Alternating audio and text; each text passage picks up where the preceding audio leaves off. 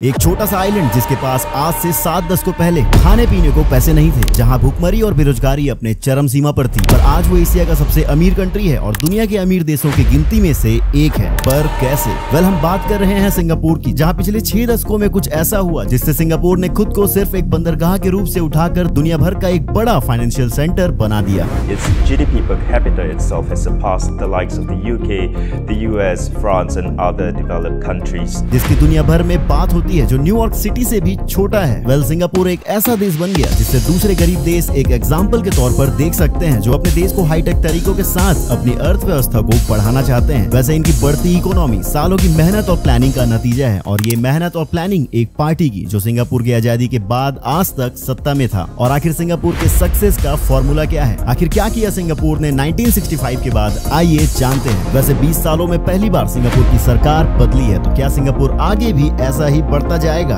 ये तो वक्त बताएगा। और इस कहानी की शुरुआत होती है 1965 से, जब सिंगापुर आजाद हुआ था। वहां के पहले prime minister Lee Kuan Yew और बाकी साथी लीडर्स को समझ आया कि हमारे देश में इकोनॉमिक बहुत बड़ी प्रॉब्लम है, जहां कोई भी नेचुरल रिसोर्सेज नहीं थे जिससे कमाई की जा सके। तब उन्हें ख्याल आया कि उनके पास सिर्फ एक समुद्र है, जिसे सिंगापुर इंपोर्ट एक्सपोर्ट की बुनियाद पर अपनी इकोनॉमी को खड़ा कर सकता है और फॉरेन कैपिटल को अट्रैक्ट कर सकता है, जिसके लिए उन्हें अपने देश के मैन्युफैक्चरिंग इंडस्ट्रीज को बढ़ाना होगा। और सिंगापुर के लोकेशन ने उन्हें इस सोच में मदद की। It has access to the Straits of Malacca, to the Indian Ocean, to the South China Sea, which makes it a pivotal shipping hub.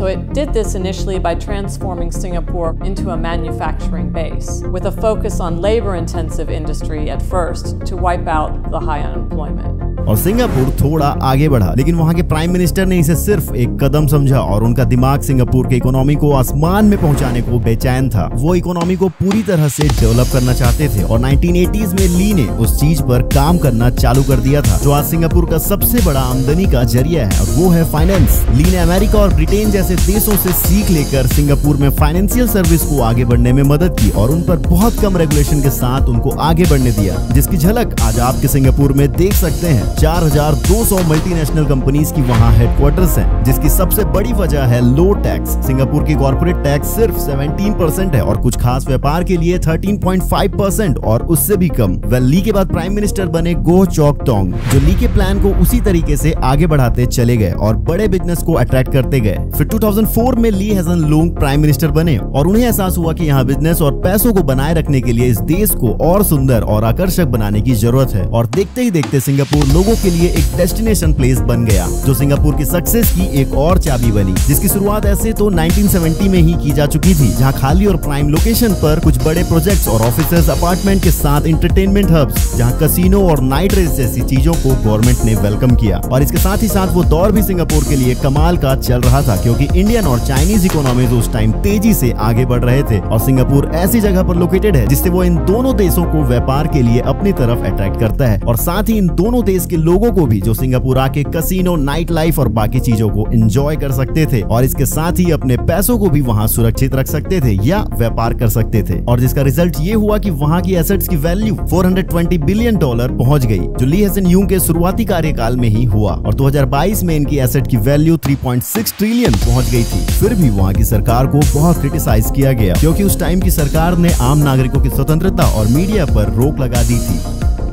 Freedom of the press, freedom of the news media must be subordinated to the overriding needs of the integrity of Singapore. Under Lee Kuan Yew's governance, one of the chief criticisms is that there was this climate of fear in Singapore. People were afraid to criticize the government.